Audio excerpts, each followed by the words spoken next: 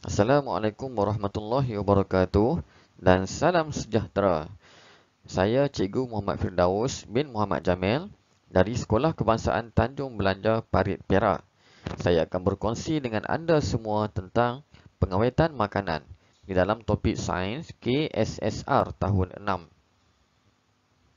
Okay, sebelum kita pergi dengan lebih mendalam, kita kenal dulu sejarahnya.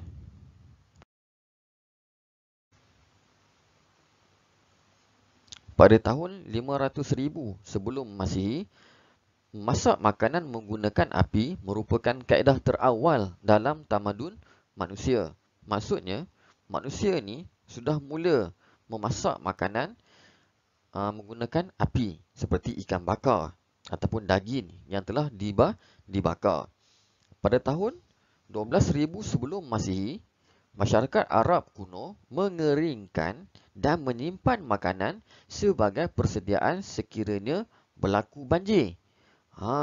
Masyarakat Arab kuno ni dah ada cara, iaitu mengeringkan makanan menggunakan kaedah pengeringan supaya makanan tu tahan lebih lama.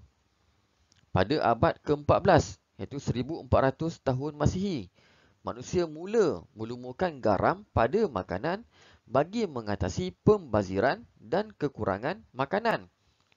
Makanan itu akan dilumur dengan garam seperti contoh ikan, sotong dilumurkan dengan garam bagi mengatasi masalah pembaziran dan kekurangan makanan. Ikan yang dilumur dengan garam akan tahan lebih lama. Pada abad ke-18, iaitu pada 1862, Louis Pasteur menemui kaedah menghapuskan bakteria secara pemanasan dan penyejukan cecair. Susu lembu itu akan dipanaskan pada suhu yang tertentu dan disejukkan dengan segera. Kaedah ini dapat memastikan susu itu dikekalkan vitaminnya, nutrisi pada susu tersebut tidak hilang. Dan sekarang, penggunaan bahan kimia membolehkan makanan tahan untuk jangka masa yang lebih lama. Zaman sekarang, banyak bahan kimia digunakan dalam industri makanan bagi memastikan makanan itu tahan lebih lama. Sejak dahulu kala lagi, manusia telah mengawet makanan dengan menggunakan pelbagai kaedah. Cuba kamu nyatakan, apakah kepentingan mengawet makanan? Makanan yang rosak boleh diperhatikan dengan menggunakan deria penglihatan bau, rasa dan sentuhan. Sebagai contoh, daging ayam bertukar warna menjadi kehitaman, berbau busuk dan berlendir. Kita boleh menggunakan deria kita untuk mengenal pasti makanan yang rosak.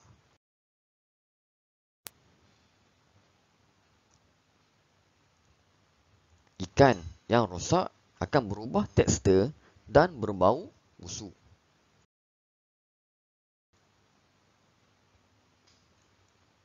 Nasi menjadi lembik, berlendir, bertompok hitam dan berbau masam. Roti dan kek mempunyai tompok kehitaman. Jadi di sini kita akan nampak roti kalau rosak dia akan mempunyai tompok-tompok hitam. Nasi kalau rosak juga dia akan mempunyai tompok-tompok hitam dan berlendir serta berbau masam.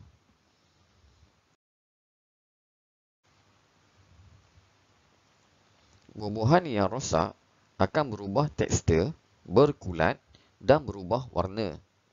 Sayuran yang rosak pula akan bertukar warna kekuningan dan layu.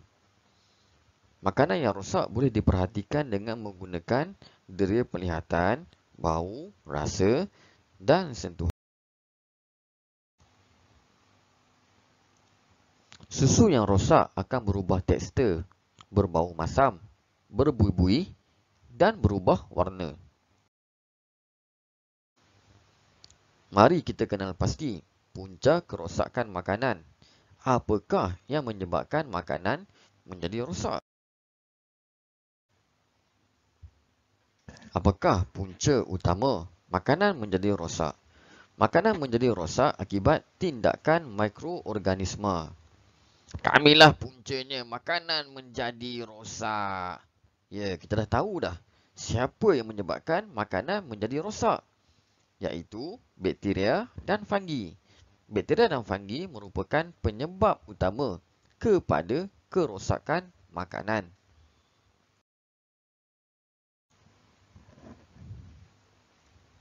Apakah tujuan pengawetan makanan? Pengawetan makanan ialah kaedah pemprosesan makanan yang boleh menghalang atau melambatkan proses hidup mikroorganisma. Sebagai contoh, ada banyak kaedah pengawetan makanan. Kita tengok yang pertama, kaedah pendidihan. Pendidihan ialah proses memanaskan makanan pada suhu yang tinggi. Apabila makanan itu dipanaskan pada suhu yang tinggi, ia akan membunuh kebanyakan mikroorganisma. Pendidihan menjadikan makanan tahan lebih lama.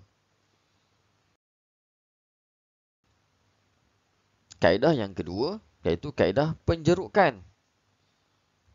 Penjerukan merupakan proses merendam makanan di dalam larutan gula dan garam. Keasidan atau kepekatan gula yang tinggi menjadikan keadaan tidak sesuai untuk mikroorganisma bertumbuh atau membiak.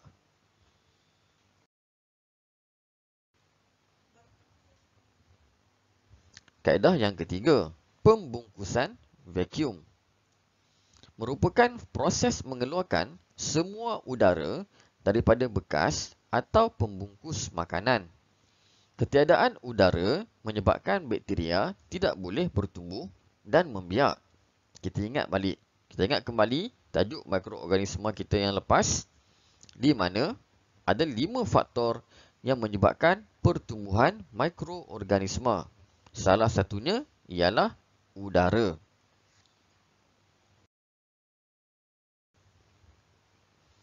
Seterusnya ialah kaedah pengeringan makanan. Pengeringan merupakan kaedah mengeluarkan atau menyingkirkan kebanyakan air daripada makanan. Makanan boleh dikeringkan di bawah cahaya matahari ataupun ketuha. Ketiadaan air menyebabkan mikroorganisma akan mati atau menjadi tidak aktif. Kaedah penyejuk bekuan. Kaedah menyimpan makanan pada suhu takat beku 0 darjah Celsius dan ke bawah pada suhu negatif. Pada suhu di bawah takat beku, mikroorganisma menjadi tidak aktif. Ia tak mati ya adik-adik. Ia menjadi tidak aktif sahaja. Kaedah pengawetan makanan yang lain, pendinginan. Kaedah menyimpan makanan di dalam persekitaran bersuhu kurang dari 18 darjah Celsius. Suhu yang rendah menyebabkan mikroorganisma kurang aktif dan lambat bertumbuh serta membiak. Kaedah pemasinan. Kaedah pemasinan iaitu kaedah menggunakan garam bagi menyingkirkan kelembapan pada makanan. Kaedah ini merupakan kaedah yang digunakan sejak dahulu lagi. Kaedah ini digunakan untuk memasingkan ikan, telur dan sayur-sayuran. Adik-adik tentu pernah makan telur masin kan?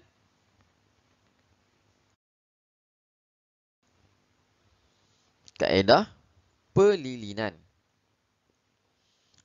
Kaedah pelilinan merupakan proses menyalut buah dan sayuran seperti apple, orange, lemon dan tomato dengan lilin cair.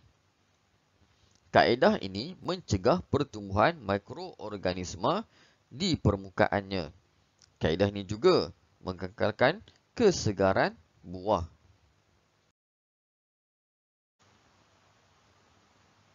Kaedah penyelaian. Kaedah penyelaian merupakan kaedah mengeringkan makanan dengan cara mengasapnya untuk satu tempoh yang agak lama. Kaedah ini boleh membantukan pertumbuhan mikroorganisma. Seperti mana adik-adik pernah lihat, kalau contoh di kedai makan, dia ada daging salai. Daging salai ni sedap.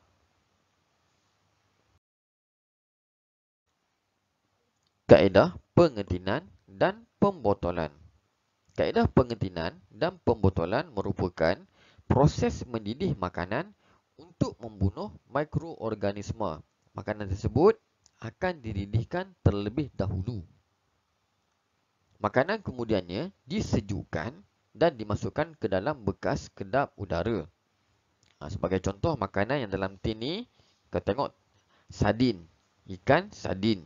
Ikan sardin ni akan dimasak terlebih dahulu. Tujuan masak tu adalah untuk membunuh mikroorganisma. Kerana pada suhu yang tinggi, kebanyakan mikroorganisma akan mati. Selepas masak, makanan tu akan disejukkan dan dimasukkan ke dalam bekas kedap udara.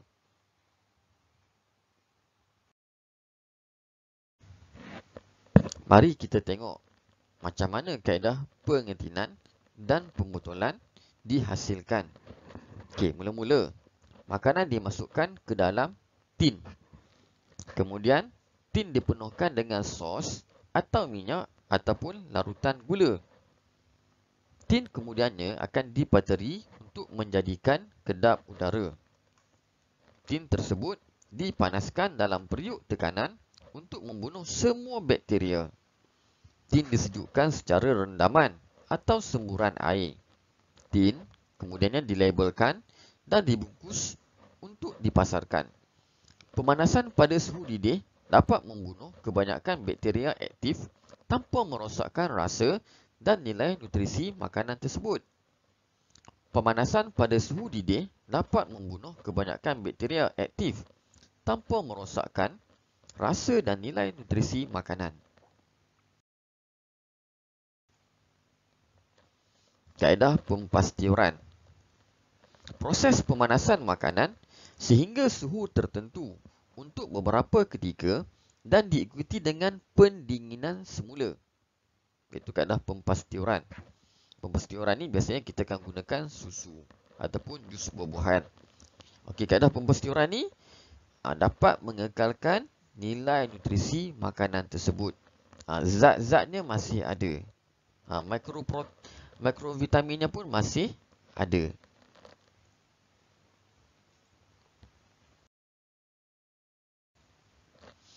Okey, kita lihat kepentingan pengawetan makanan. Kenapa makanan diawet? Apa kepentingannya?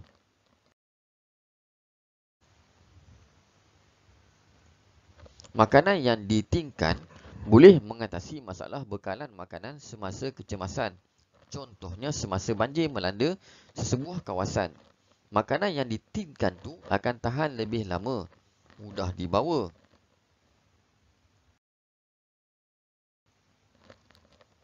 Okey, kepentingan yang kedua. Setengah makanan yang dihasilkan oleh sesebuah negara boleh dinikmati di negara lain.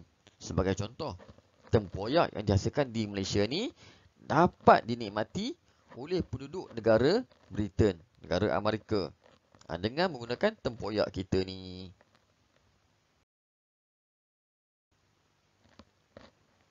Kepentingan yang lain pula, teknologi pengawetan makanan memudahkan makanan disimpan dan mudah diangkut untuk dipasarkan di tempat lain. Bila kita awet makanan, kita gunakan kaedah pengentinan, tin tersebut mudah disimpan, mudah diangkut dan dipasarkan ke tempat lain. Itulah kelebihan dia, kepentingan dia, kepentingan teknologi pengawetan makanan. Okey, kepentingan yang lain. Buah-buahan bermusim boleh dinikmati sepanjang tahun. Kalau dulu kita rasa durian, kita beli durian, kita dapat rasa pada musim durian sahaja. Sekarang sepanjang tahun kita dapat makan buah durian. Kenapa dapat makan? Sebab buah durian tersebut boleh diawet dan disimpan dengan menggunakan kaedah pengawetan yang tertentu.